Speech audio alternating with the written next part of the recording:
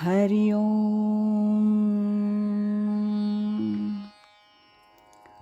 पूजनीय स्वामी भक्त डॉक्टर सुषमाताई वाटवे यांनी लिहिलेल्या स्पर्श परिसाचा या ग्रंथमालिकेतील पहिल्या भागाचं वाचन आपण ऐकत आहोत.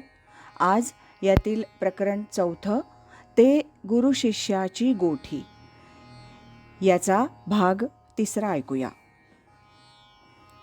सद्गुरूंचं स्मरण अखंड असायला पाहिजे ना, या प्रश्नावर स्वामीजी म्हणतात, संतांना सद्गुरू स्मरण मी सच्चिदानंद आहे याचं भान सहजच अखंड असतं. काही ठराविक वेळी सद्गुरू स्मरण करूया असं त्यांचं नसतं. ध्यानाच्या वेळी करुनिया सद्गुरू स्मरण असं म्हटलंय. जर सद्गुरूंचं सतत स्मरण असेल तर शिष्याच्या हातून कदापिही वेडवाकडं वर्तन होणार नाही. शिष्याला प्रत्येक वेळी वागताना हे बरोबर आहे का, हे आपल्या सद्गुरूंना आवडेल का, असा विचार येतो. सद्गुरू स्मरण अखंड असेल तर नम्रता, प्रेम, शांती, दया, क्षमा हे सगळे गुण शिष्याच्या अंगी यायलाच पाहिजेत. आपल्या अंतःकरणात राहून सद्गुरू आपल्या सगळ्या गोष्टी बघत आहेत असं वाटत असेल तर कुणाकडे डोळे वटारून बघणंच होणार नाही, कपाळाला आठ्या घातल्याच जाणार नाहीत. सद्गुरूंचं स्मरण याचा अर्थ त्यांच्या शिकवणीचं स्मरण. सद्गुरूंवर प्रेम केलं म्हणजे झालं असं नाही. त्यांना अपेक्षित गुण आपल्यात आले पाहिजेत. त्यांना काय आवडतं तसं आपण केलं पाहिजे. सद्गुरूंचं स्मरण सहज होत नसेल तर मुद्दाम जाणीवपूर्वक त्यांचं स्मरण करावं लागतं. त्यांचे गुण आठवावे लागतात. आपल्यात हे गुण कधी येणार म्हणून त्यांच्या चरणाशी रडावं लागतं. त्यांची करुणा भाकावी लागते.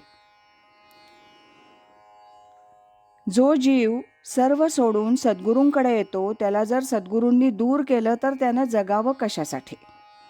या प्रश्नाच्या उत्तरासाठी स्वामीजी म्हणतात, सद्गुरू दूर करतच नाहीत, पण ते कधीच कुणात गुंतलेले नसतात.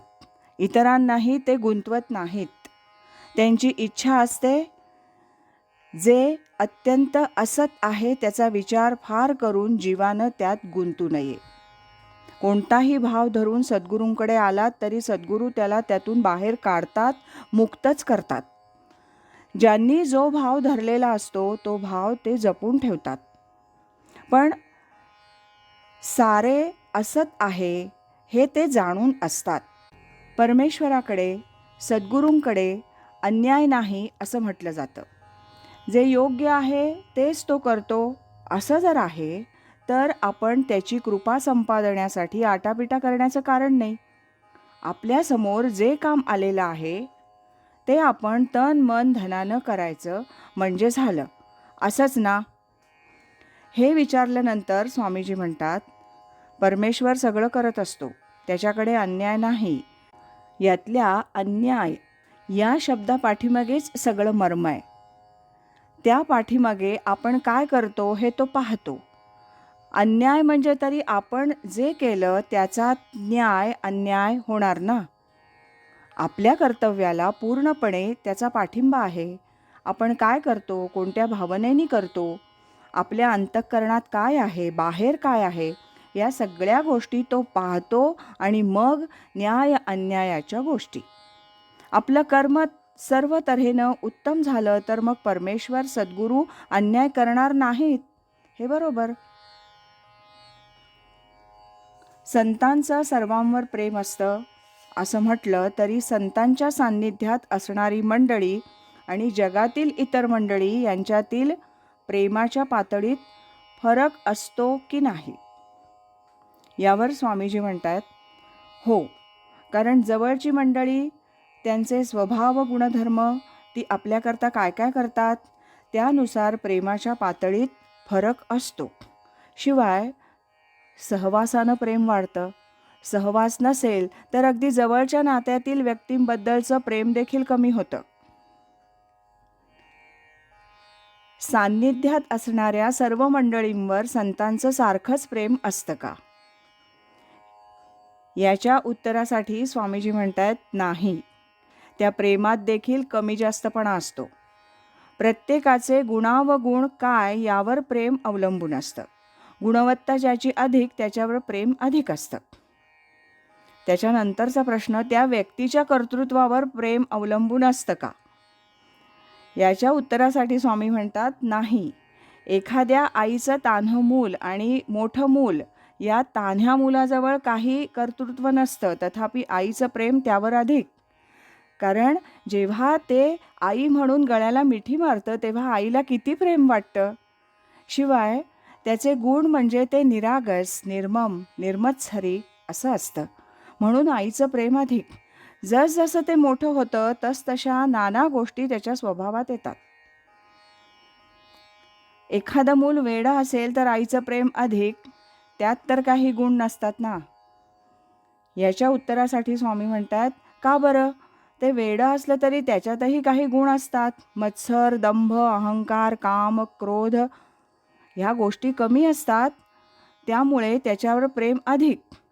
संतांचं प्रेम सर्वांवर असलं तरी ज्याच्यात गुणवत्ता जास्त त्याच्यावर अधिक प्रेम. संत हे आत्मवत सर्वांना पाहतात, त्यामुळे त्यांचं सर्वांवर प्रेम असतं.